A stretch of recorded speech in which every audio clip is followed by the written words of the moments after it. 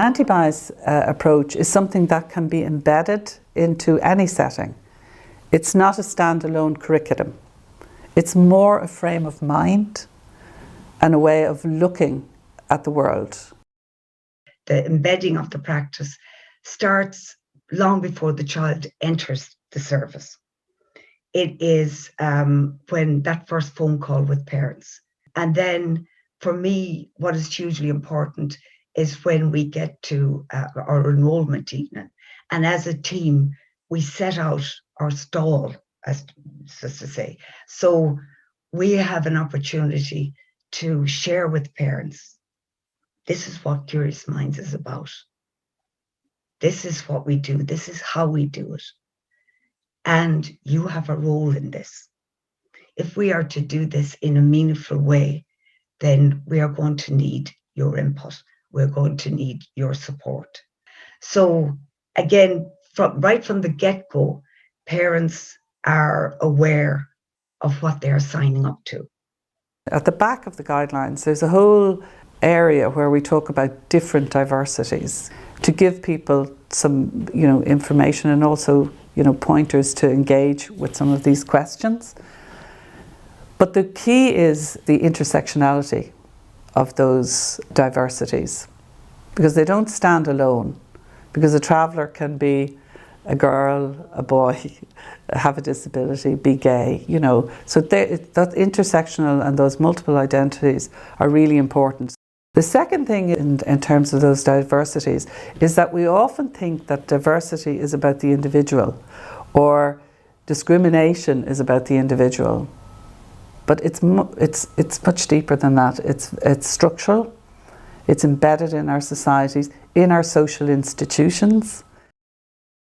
I think that there is quite a lot of focus now on diversity, equality and inclusion, which I think is really, really positive in the sector. There are a lot of people who have engaged with the link training. We have the access and inclusion model, and the focus has primarily been around disability and the inclusion of disability, which is really, really important. But the further step then is the training that is delivered by the county childcare committees. Now, COVID has interrupted that, but that will start again. If we really want to embed this in practice, and that's what I think is really important, the first port of call really is looking at the guidelines and actually taking some time to go through the guidelines, taking some time with staff. Now, as I say that, I'm conscious that people are under huge pressure at the moment.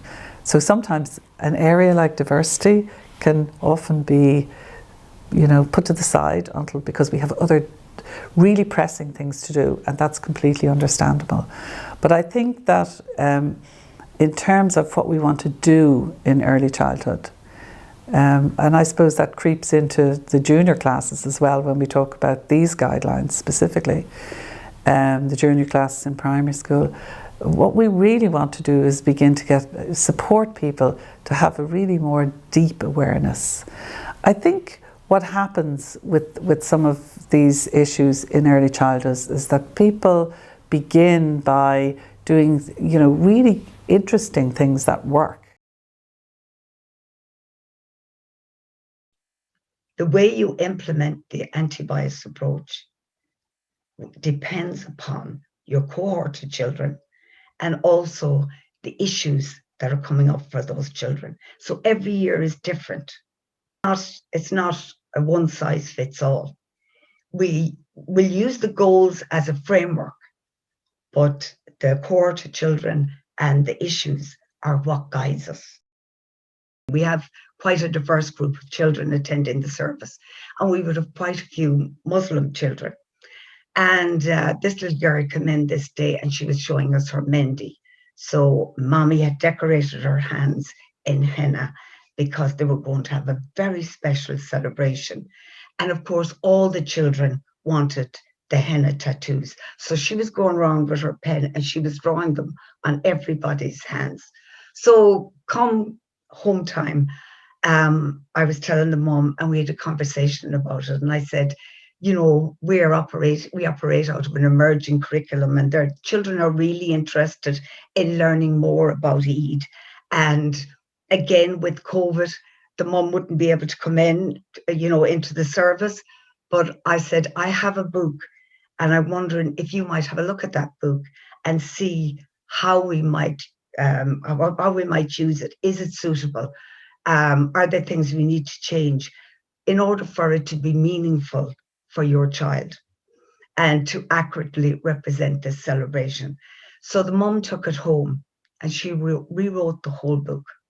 But I used the book in a way that we talked about our similarities as well as our differences. So what we were talking about, this in the book, this little girl decorates her home. Oh, I think we do that. When do we decorate our home? Oh, at Christmas. And they give presents. Oh, right. Oh, just like we do at Christmas. So this little girl is celebrating Eid and we celebrate Christmas. And this little girl would say, yes, I will be celebrating it. I'll be singing the songs, but I don't celebrate Christmas at home. I celebrate Eid. So that confidence to be able to say, okay, I'm different. The way I do it is different. But you know what? It's okay to be different. Here we have turned it around. It's a celebration. People speak different languages. Isn't it wonderful? And here we have friends who can share that with us. I did a project on the family wall in various settings around the country, and there was one little boy and his background was Polish and he spoke Polish, and he'd only just come into the preschool he was there for a while, and he wasn't speaking at all. Now this is a few years ago, so people were very concerned about children coming in and they weren't sure what to do in terms of was he lonely on his own, he wasn't speaking. But anyway, they put up the family wall, and of course there were all the images of family wall, including his own. And the first time he spoke was he walked up to the wall and started speaking in Polish about his family. It was really beautiful. But then all the other children came around and they all started talking as well. So they were all talking, but everybody knew what everybody was talking about because it was Mammy, it was Daddy, it was, So, beautiful pieces like that. And I think that there are beautiful things like that happening all the time. And there was another family, or another setting actually, and they had a child in the service, and they thought the child was Spanish because the child spoke Spanish and they recognized Spanish. So for about 4 months, they were working with this child and talking about Spain and things like that. And we did the family wall with them, and they put out a note saying, could you tell us a little bit about yourself? And we do the family wall. And this parent arrived first and said that we're from Argentina. And they were like, my heart went out to them because they thought, oh my God, what have we been doing? We haven't been thinking. But it also was a really fabulous learning moment, and a moment where they just flourished and began to actually explore much more about the children. Then, of course, they invited the parent in, and the parent read to the children and talked about, where they came from, and it sort of opened up an opportunity. But it's those simple things. Like sometimes it's the simplest thing. So little things, no more than the family wall. We're being proactive.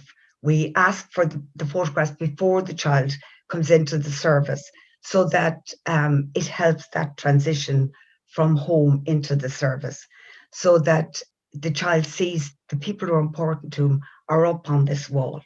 And he has an opportunity, they have an opportunity, if they're ready, to share the stories about their families.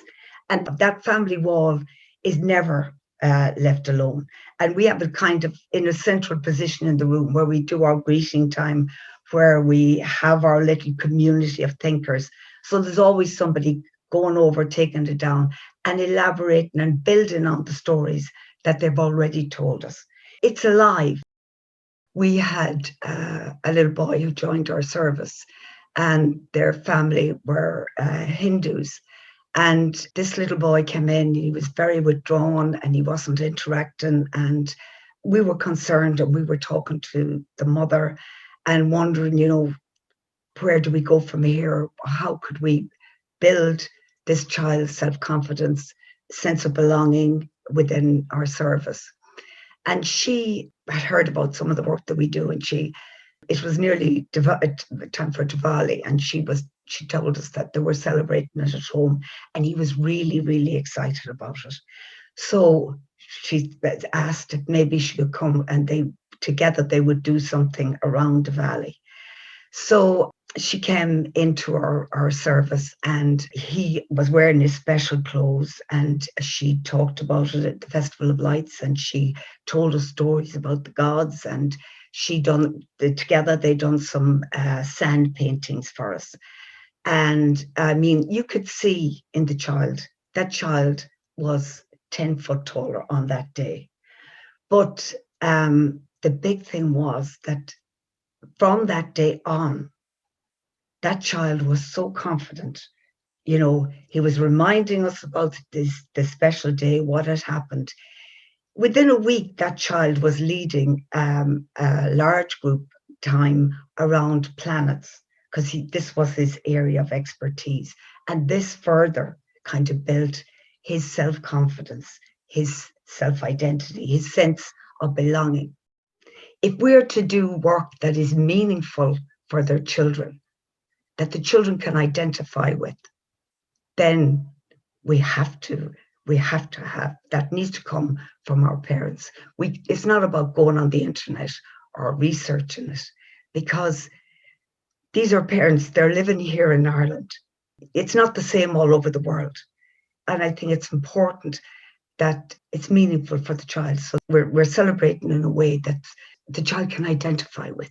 There's no point in doing it any other way. I think that one of the best places to start is to find out who are the children in your setting, like who they are, what is their cultural heritage, what language do they speak, who are they? And that everybody knows that, you know, so when students come, they also know who is this cohort of children. And when you know the cohort of children, that's where an anti-bias program starts.